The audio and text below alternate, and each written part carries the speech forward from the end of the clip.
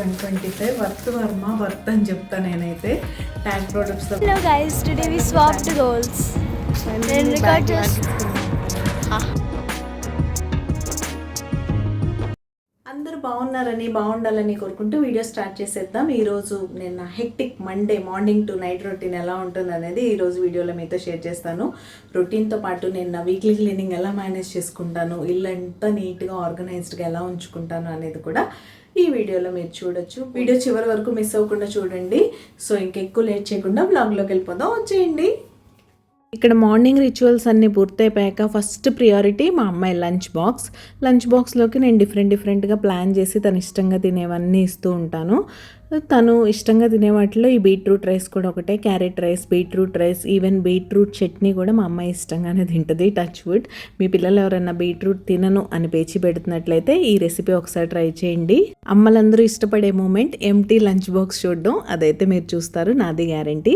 ముందుగా స్టవ్ మీద ప్యాన్ పెట్టేసుకొని కొంచెం నూనె, కొద్దిగా నెయ్యి యాడ్ చేసుకోండి. పిల్లలు ఇంట్లో ఉండి అప్పటికప్పుడు తింటున్నారంటే కంప్లీట్ నెయ్యితో చేసి పెట్టండి, చాలా బాగుంటుంది.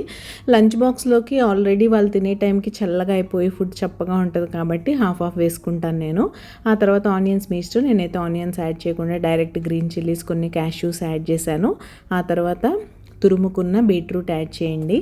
తర్వాత ఎక్కువ కాకుండా లైట్గా జింజర్ గార్లిక్ పేస్ట్ ఇప్పుడు నేను వేసాను చూసారు కదా, అంతైతే యాడ్ చేసి పచ్చివాసన పోయే వరకు బాగా ఫ్రై చేసుకోండి.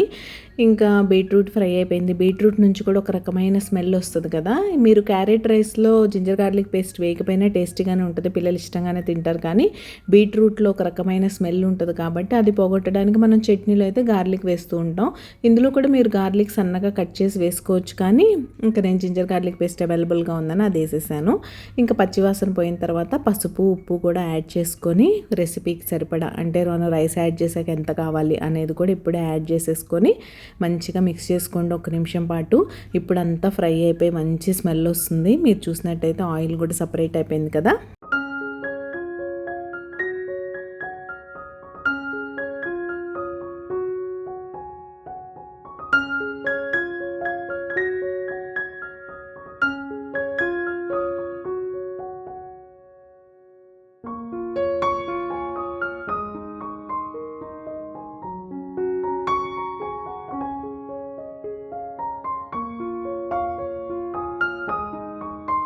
ఇప్పుడు మీరు కుక్ చేసి రెడీగా పెట్టుకున్న రైస్ని అయితే యాడ్ చేసుకొని, మీరు వేసిన బీట్రూట్కి సరిపడా రైస్ యాడ్ చేసుకొని మంచిగా మిక్స్ చేసేసుకోండి. ఫైనల్గా టేస్ట్ మేకర్ పావ్ భాజీ మసాలా మాత్రం యాడ్ చేయడం అస్సలు మర్చిపోవద్దు. మీకు మీ పిల్లలు ఇష్టపడేలా ఉంటే మీరు కొంచెం గరం మసాలా కానీ లేకపోతే బిర్యానీ మసాలా కానీ యాడ్ చేయొచ్చు. కానీ పిల్లలకి ఇచ్చే ఫ్లేవర్డ్ రైసెస్లో మీరు ఇలా పావ్ భాజీ మసాలా యాడ్ చేసి చూడండి. దానిలో ఒక కైండ్ ఆఫ్ ట్యాంగీ ఫ్లేవర్ ఉంటుంది, అది టేస్ట్ని బాగా ఎన్హాన్స్ చేస్తుంది. పిల్లలు ఒక్కసారి ట్రై చేశారంటే తప్పకుండా ఇష్టపడతారు. సో రెసిపీ నచ్చి మీకు ఓకే బాగుంది, మా పిల్లలకి ఒకసారి ట్రై చేయొచ్చు అనిపిస్తే తప్పకుండా ట్రై చేసి మీకు ఎలా వచ్చింది, మీ పిల్లల ఫీడ్బ్యాక్ ఏంటి అనేది నాతో షేర్ చేసుకోండి.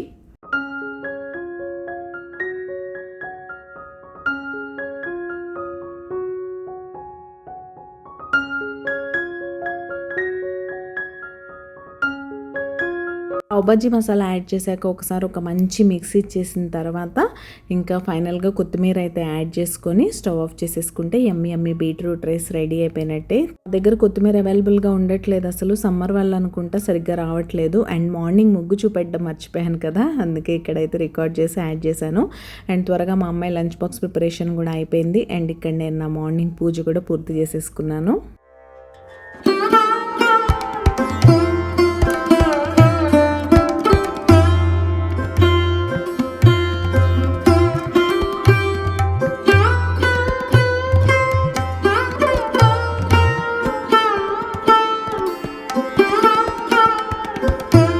ఈరోజు లంచ్లోకి బీరకాయ పచ్చిశనగపప్పు కర్రీతో పాటు ఒక చట్నీ చేస్తున్నాను. అది సింపుల్గా అందరూ ఇంట్లో చేసుకునే చట్నీయే, అందరికీ తెలిసిందే. కానీ ఈరోజు నేను ఒక చిన్న ట్విస్ట్తో చేశాను. ఆ ట్విస్ట్ వల్లే బోల్డ్ అంత టేస్ట్ అయితే వచ్చింది. నేను కూడా ఫస్ట్ టైమే ట్రై చేశాను. హిట్టా ఫట్టా అంటే సూపర్ హిట్ అయింది. అందుకే మీతో కంపల్సరీ షేర్ చేసుకోవాలనిపించింది. రెసిపీ మాత్రం మిస్ అవ్వకుండా చూసి తప్పకుండా ట్రై చేయండి. సో రెసిపీ చేయాలంటే ముందు వెజిటబుల్స్ అయితే కట్ చేసుకోవాలి కదా. నిన్న బీరకాయలు తీసుకొచ్చాను ఫ్రెష్గా. ఈ బీరకాయలు లాంటివి ఏంటంటే ఫ్రిడ్జ్లో ఉన్నా కూడా కొన్ని రోజులకి అవి టేస్ట్ పాడైపోతాయి. కొన్ని వెజిటబుల్స్ ఎలా అంటే మనం ఇమీడియట్గా కుక్ చేసుకుంటేనే ఆ టేస్ట్ బాగుంటుంది. ఈవెన్ వంకాయల విషయంలో కూడా చాలామంది మిస్టేక్ చేస్తూ ఉంటారు. తెచ్చి 4-5 డేస్ అలా ఫ్రిడ్జ్లో పెట్టేస్తూ ఉంటారు. వంకాయలు ఎప్పుడన్నా సరే ఫ్రెష్గా మనం తెచ్చుకోగానే 1-2 డేస్లో కుక్ చేసుకుంటేనే టేస్ట్ బాగుంటుంది. లేకపోతే ఏంటంటే అవి లోపల గింజ కట్టేసినట్టు ఆ గింజల కలర్ మారిపోయి అదో రకంగా ఉంటుంది. చాలామంది అదే కంప్లైంట్ చేస్తూ ఉంటారు వంకాయ విషయంలో. మేము వంకాయ ఎంత బాగా ట్రై చేసినా, ఈవెన్ సాల్ట్ వాటర్లో వేసినా సరే కొంచెం చేదొచ్చినట్టు అవుతుంది కర్రీ, అదే కండ్రగా ఉంటుంది అంటారు కదా, అలా అవుతూ ఉందని కంప్లైంట్ చేస్తూ ఉంటారు. దానికి మెయిన్ రీజన్ ఇదే. మీరు కొన్ని వెజిటబుల్స్ని ఏంటంటే తెచ్చినప్పుడే ఫ్రెష్గా కుక్ చేసుకుంటే వాటి ఫ్రెష్నెస్, టేస్ట్ అండ్ ఫ్లేవర్ అలానే ఉంటుంది. నేను ఈరోజు బీరకాయ పచ్చిశనగపప్పు కర్రీ చేస్తాను కాబట్టి పచ్చిశనగపప్పు మార్నింగ్ లేవగానే నానబెట్టి పక్కన పెట్టేసుకున్నాను. ఇప్పుడు బీరకాయలు పీల్ తీసేసి పీల్ని జాగ్రత్తగా వాష్ చేసి పక్కన పెట్టాను. ఆ చట్నీ చేయబోతున్నాను ఈరోజు. ఇంకా దాన్ని స్ట్రైనర్లో వేసి పెట్టేసి ఫస్ట్ అయితే కర్రీ స్టార్ట్ చేసేద్దాం. కర్రీ ప్రాసెస్ అవుతూ ఉండగా చట్నీ కూడా ప్యారలల్గా మీకు చూపిస్తాను. కుకింగ్ నేను ఎలా చేస్తానో యాజ్ ఇట్ ఈస్గా అలానే రికార్డ్ చేస్తాను. నేను రెసిపీ సపరేట్ చేసి చూపించాలంటే ఒకటొకసారి ఇంకొకటొకసారి అలా చూపించాల్సి వస్తుంది. ఒక్కొక్కసారి నేను ప్యారలల్గా కుక్ చేసినప్పుడు ప్యారలల్గా రికార్డ్ చేసి యాజ్ ఇట్ ఈజ్ యాడ్ చేసేస్తాను. మీకు బీరకాయ కర్రీ ఎలా చేస్తే ఇష్టం? బీరకాయ పాలు పోసి చేస్తే చాలా కమ్మగా ఉంటుంది. చిన్న పిల్లల దగ్గర నుంచి ఎవరికన్నా పెట్టచ్చు ఆ కర్రీ, అంత కమ్మగా ఉంటుంది. నాకు పర్టికులర్గా శనగపప్పు వేసి చేసే కర్రీస్ అంటే ఇష్టం. దోసకాయ పచ్చిశనగపప్పు, వంకాయ పచ్చిశనగపప్పు, బీరకాయ పచ్చిశనగపప్పు, పొట్లకాయలు అయితే పెసరపప్పు ఇష్టం. క్యాబేజ్లో కూడా పెసరపప్పు వేస్తే ఇష్టం. ఇలా పప్పులు వేస్తే ఇష్టం. అంటే దాన్ని పప్పులో వేసుకుంటే అది మ్యాష్ అయిపోయినట్టు పప్పులా కుక్ అవుద్ది. అలా కాకుండా నాకు డ్రైగా పప్పులు తగులుతూ ఉండాలన్నమాట. పొట్లకాయ పెసరపప్పు చేసుకున్నప్పుడు ఫ్రైలా చేసుకుంటే అలా పప్పుల్లా తగులుతాయి. ఈవెన్ ఇందులో కూడా మనకి శనగపప్పు పప్పుగా తగులుతూ చాలా టేస్టీగా ఉంటుంది. తప్పకుండా ట్రై చేయండి. ఈ కర్రీ మీకు రైస్లోకి, చపాతీలోకి, దేనిలోకైనా సూపర్ టేస్టీగా ఉంటుంది. బీరకాయలు అయితే కట్ చేసి పెట్టేసుకున్నాను. ఆ తర్వాత ఒక ప్రెషర్ కుక్కర్ పెట్టుకున్నాను. ప్రెషర్ కుక్కర్లో ఏంటంటే ఈజీగా అయిపోద్ది. మనం విడిగా కుక్ చేస్తే టేస్ట్ డిఫరెంట్గా ఉంటుంది అంటారు. కానీ మనకి మార్నింగ్ లంచ్ బాక్సెస్ హడావుడి ఉన్నా, త్వరగా పని అయిపోవాలన్నా, గ్యాస్ సేవ్ అవ్వాలన్నా, గ్యాస్ కన్సంప్షన్ తగ్గాలన్నా కూడా cooker is the best option. ఈ టేస్ట్ డిఫరెన్స్ అంటే నాకేం అనిపించదు. మరి ఇంకా మీ చాయిస్, అదంతా ప్యాన్లో కుక్ చేసుకుంటారా, కుక్కర్లో కుక్ చేస్తారా అనేది. ఇక్కడైతే కర్రీకి సరిపడా ఆయిల్ తీసుకొని అందులో ఉల్లిపాయ పచ్చిమిర్చితో పాటు శనగపప్పు కూడా యాడ్ చేసుకోండి. సో దట్ కొంచెం ఫ్రై అయ్యి మీకు మ్యాష్ అయిపోకుండా ఉంటాయి. కొంచెం అక్కడక్కడ తగులుతూ ఉంటాయి అన్నమాట శనగపప్పు. ఆ తర్వాత లైట్గా జింజర్ గార్లిక్ పేస్ట్ యాడ్ చేసుకోండి. ఇగురు కర్రీ కాబట్టి మీరు పాలు పోసి కుక్ చేసినప్పుడు ఇలాంటి మసాలాస్, ఈ ఫ్లేవర్స్ అన్నీ లేకుండా న్యాచురల్ ఫ్లేవర్ ఉంటేనే బాగుంటుంది. ఇంకా అవన్నీ ఫ్రై అయిపోయిన తర్వాత పసుపు, ఉప్పు యాడ్ చేసుకొని మన శనగపప్పు, ఆనియన్స్ కొంచెం ఫ్రై అయిపోయినాయి అనుకున్నప్పుడు ముందుగా కట్ చేసి పెట్టుకున్న బీరకాయ ముక్కలు వేసుకొని కొంచెం ధనియా పౌడర్, కొద్దిగా రెడ్ చిల్లీ పౌడర్ వేసుకొని వాటర్ వేయకుండా ఈ మసాలాల్లో లిడ్ క్లోజ్ చేసి ఒక్క 5 మినిట్స్ బీరకాయని కుక్ అవ్వనివ్వండి. అప్పుడు బీరకాయలో ఉన్న పచ్చి వాసన పోయి ఈ స్పైసెస్ అన్నీ కొంచెం పీసెస్కి బాగా పడతాయి అనమాట. ఆ తర్వాత ఎక్కువ అవసరం లేదు, లైట్గా వాటర్ వేసుకొని లిడ్ క్లోజ్ చేసి ఒక్క విజిల్ ఇచ్చారంటే చాలు. శనగపప్పు సాఫ్ట్ అవుతాయి, బీరకాయ చక్కగా మగ్గిపోతుంది. ఇంకా ప్రెషర్ కుక్కర్ని పక్కన స్టవ్ మీదకి షిఫ్ట్ చేసేసి మన సెకండ్ రెసిపీ అయిన చట్నీ అయితే ఇక్కడ మీతో షేర్ చేస్తాను. నేను పీల్స్ అన్నీ నీట్గా వాష్ చేసి కట్ చేసి పెట్టుకున్నాను. స్ట్రైనర్లో వేసి పెట్టి నీళ్ళన్నీ పోయిన తర్వాత మళ్ళీ కట్ చేశాను. ఎప్పుడన్నా మీరు ఇలా పీల్స్తో పచ్చడి చేస్తున్నప్పుడు ఓన్లీ అవే వేసుకోకండి, అంత టేస్ట్ ఉండదు. కొంచెం దానిలోకి బీరకాయ కూడా యాడ్ చేస్తే ఏంటంటే కొంచెం పచ్చడి టెక్స్చర్ అనేది సాఫ్ట్గా వచ్చి మీరు రైస్లో కలుపుకొని తింటున్న బరకగా లేకుండా బాగుంటుంది. కాబట్టి నేను ఒక హాఫ్ బీరకాయ కూడా పీసెస్గా కట్ చేసి అందులోనే పెట్టాను. ముందుగా ప్యాన్ తీసుకొని అందులో ఆయిల్ యాడ్ చేసి మీరు తీసుకున్న పీల్ క్వాంటిటీకి తగ్గట్టు పచ్చిమిర్చి అయితే యాడ్ చేసుకోండి. మీరు ఎండుమిరపకాయతో కూడా చేసుకోవచ్చు, కంప్లీట్గా మీ చాయిస్. పచ్చిమిర్చి యాడ్ చేసిన తర్వాత ఆ పీల్స్ బీరకాయ కూడా యాడ్ చేసి మంచిగా ఫ్రై చేసుకోండి. ఇవి బాగా మగ్గాలి. మగ్గే వరకు మీరు మూత పెట్టుకొని మగ్గించుకోండి.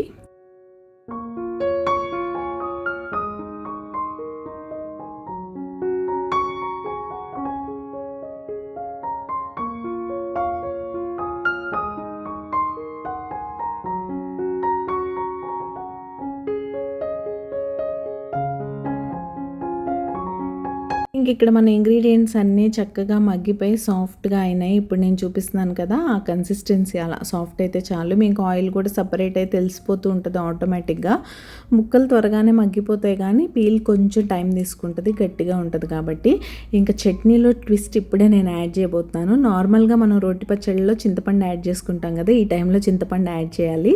కానీ నేను ఇక్కడ చింతపండు ప్లేస్లో ఇది మామిడికాయల సీజన్ కదా, మామిడికాయ అయితే యాడ్ చేస్తున్నాను. ఈ థాట్ నాకు ఎందుకు వచ్చిందంటే, నేను వెజిటబుల్స్లో 2 మామిడికాయలు తెచ్చాను కదా, మా అమ్మాయి రాగానే కట్ చేపించుకొని తింది. అందులో ఒక చిన్న ముక్క మిగిలిపోయింది. దాంతో ఏం చేస్తాం, ఓన్లీ మామిడికాయ పచ్చడి చేయడానికి కుదరదు. ఇప్పుడు నాకు పప్పు చేసే ప్లాన్ లేదు.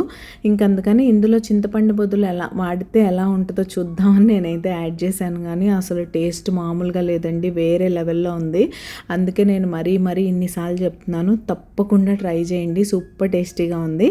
ఇంకా లిడ్ క్లోజ్ చేసి మామిడికాయ ముక్కలు కూడా కొంచెం మగ్గనివ్వండి. మగ్గిపోయిన తర్వాత సరిపడా వెల్లుల్లి జీలకర్ర యాడ్ చేసుకొని దీన్ని రూమ్ టెంపరేచర్కి వచ్చిన తర్వాత సరిపడినంత సాల్ట్ యాడ్ చేసుకొని మిక్సీ పట్టేసుకొని తడక పెట్టుకొని వేడి అన్నంలో నెయ్యి వేసుకొని తింటుంటే అబ్బబ్బబ్బా నోట్లో బ్లాస్టే.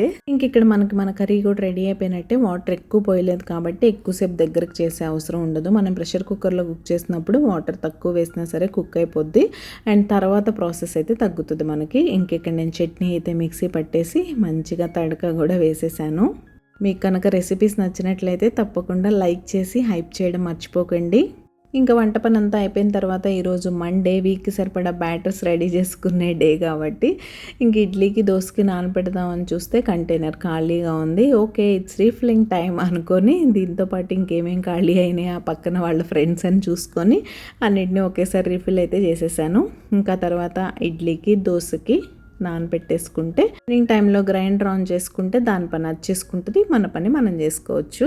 హైప్ గురించి ప్రతిసారి ప్రతిరోజు ప్రతి వీడియోలో అడిగి విసిగిస్తున్నానని అస్సలు అనుకోకండి. మీరు హైప్ చేస్తే ఇలాంటి కంటెంట్ ఇష్టపడి చూసే మరికొంతమందికి యూట్యూబ్ మన వీడియోస్ని రికమెండ్ చేస్తుంది.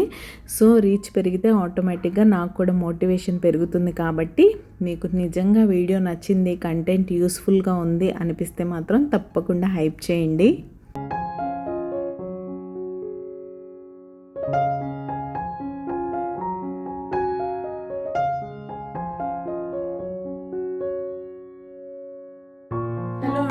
బేసిక్ రొటీన్ పనులన్నీ అయిపోయాయి. బయట బాగా మబ్బుగా ఉంది, వర్షం పడేలా. ఇంకా బట్టలు ఆరబెట్టాలి. ఇంకా బ్రేక్ఫాస్ట్ టైం ఈరోజు అయితే రాగి జావతో పాటు మస్క్ మిలాన్. మంచి కలర్ వచ్చింది, మ్యాంగోలా ఉంది. కట్ చేస్తే స్వీట్గా కూడా ఉంటుంది. మస్క్ మిలాన్ ఇప్పుడు సీజన్ కదా, ఇవన్నీ స్వీట్గా బాగుంటాయి. వాటర్ మిలాన్, మస్క్ మిలాన్ ఇవన్నీ తినడానికి ట్రై చేయండి. 90% వాటర్ కంటెంట్ ఉన్న ఫ్రూట్స్ అనమాట ఇవి. సో తప్పకుండా మన డైట్లో ఇంక్లూడ్ చేసుకుంటే మంచిది. ఇంకా నేనైతే లేట్ అయిపోయింది, ఆకలి కూడా వేస్తుంది. ఫాస్ట్గా బ్రేక్ఫాస్ట్ ఫినిష్ చేస్తా, తర్వాత చాలా పనులు ఉన్నాయి. రోజంతా బ్లాగ్ కంటిన్యూ అవుతుంది, మీరు చూస్తూ ఉండండి. నేను మిమ్మల్ని మళ్ళీ కలుస్తా. ఇంకా ఈరోజు నా మండే క్లీనింగ్ స్కెడ్యూల్లో పాటుగా బెడ్రూమ్ డస్టింగ్ చేయాలి, బెడ్షీట్స్ చేంజ్ చేయాలి, చాలా పనులు ఉన్నాయి. అదే ఆలోచిస్తూ వస్తున్నాను స్లోగా. దీని తర్వాత ఈరోజు మండే నా ఈ అన్ని హెక్టిక్ హౌస్ హోల్డ్ వర్క్స్తో పాటు యూట్యూబ్ వర్క్ కూడా ఉంటుంది. మండే, వెన్స్డే, ఫ్రైడే మన ఛానల్లో వీడియో వస్తుంది కాబట్టి ఆ వీడియోని ఎడిటింగ్ నేను వీలున్నప్పుడల్లా చేసేసుకొని రెడీ చేసి పెట్టుకుంటాను. కానీ వాయిస్ ఓవర్ ఇచ్చి అప్లోడ్ చేయాలి కదా, ఆ పని అయితే ఉంటుంది. సో ఈరోజు నేను ఈ బెడ్రూమ్ క్లీనింగ్ చేస్తూ మీతో కొన్ని విషయాలు అయితే షేర్ చేయాలనుకుంటున్నాను.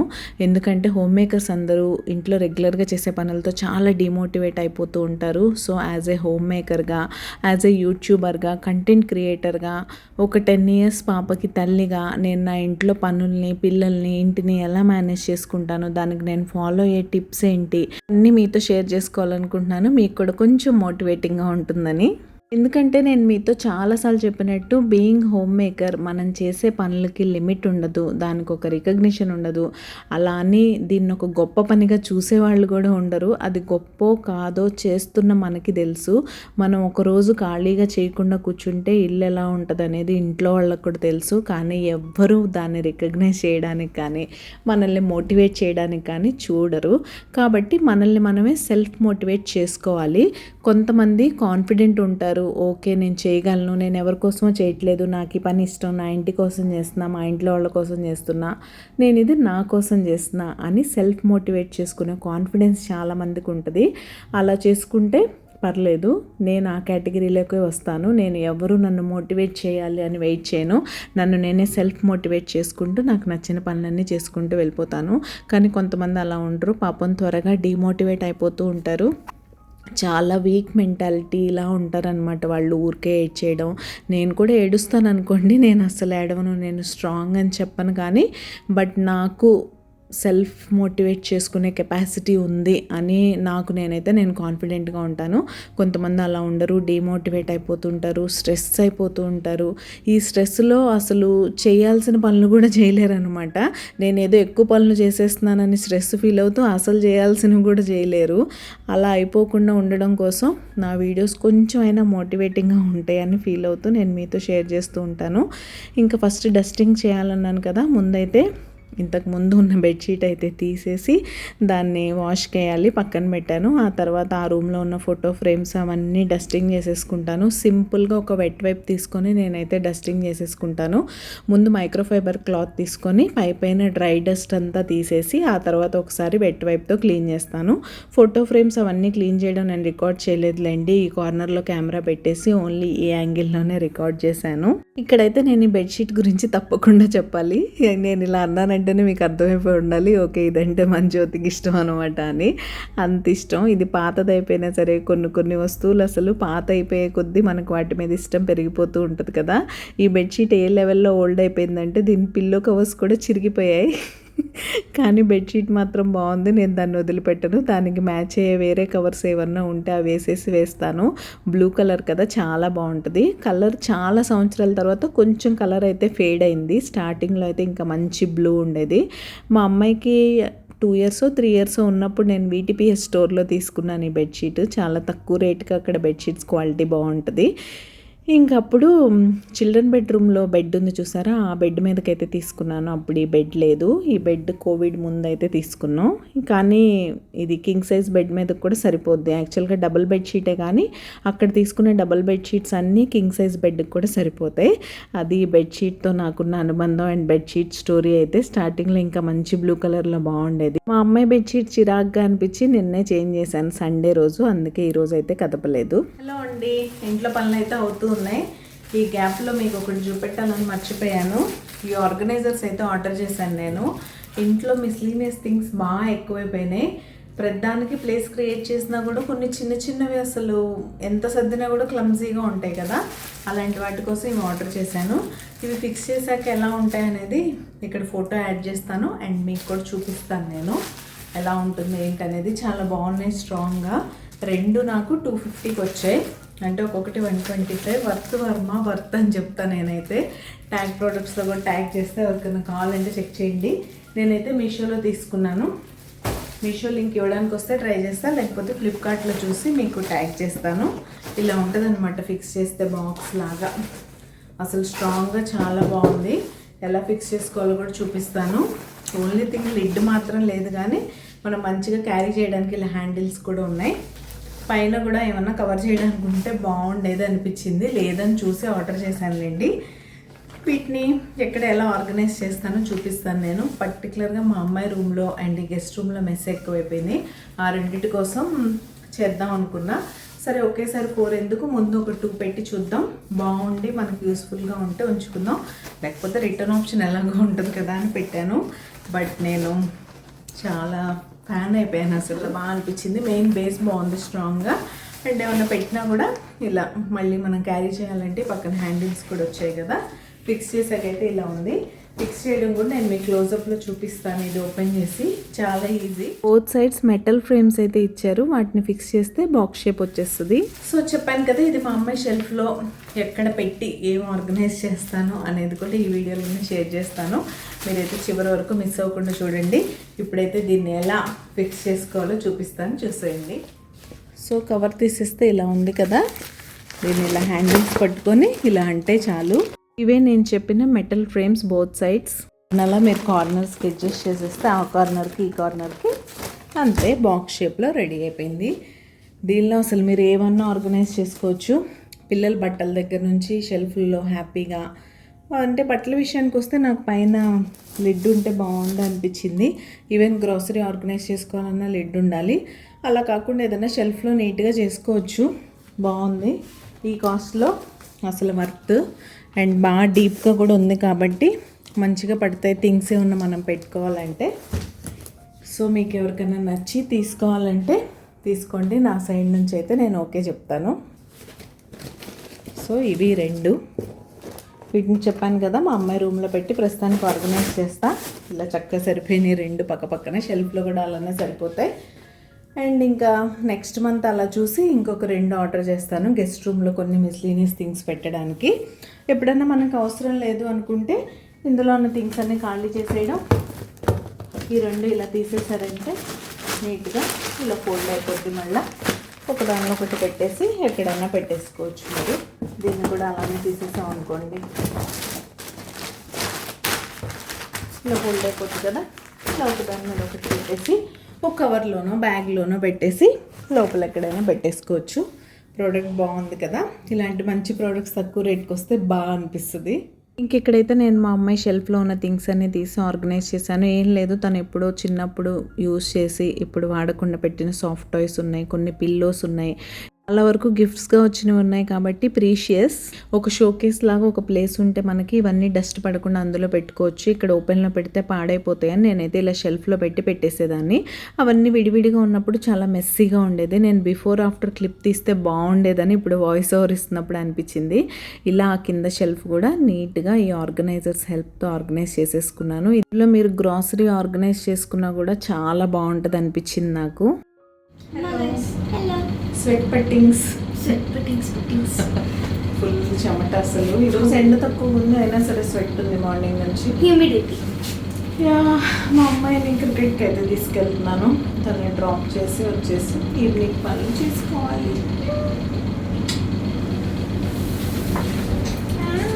కిట్ బ్యాగ్ నాకు ఇవ్వనానా? నేను ఇక్కడ స్లిప్ అయ్యాను అంతే. నేను వేసుకున్నాను. ఎందుకంత సరదా? Banana box, yeah, yellow, dirty yellow. And a bottle and a bag. Okay, guys, today we swapped roles. And record just. Today. Bag ఇవ్వడానికి బంగారంలా చేస్తావేంటమ్మా? Today we swapped roles, okay. మమ్మ కిట్ బ్యాగ్ పట్టుకుంది, నేను వీడియో తీస్తున్నా నా bottle.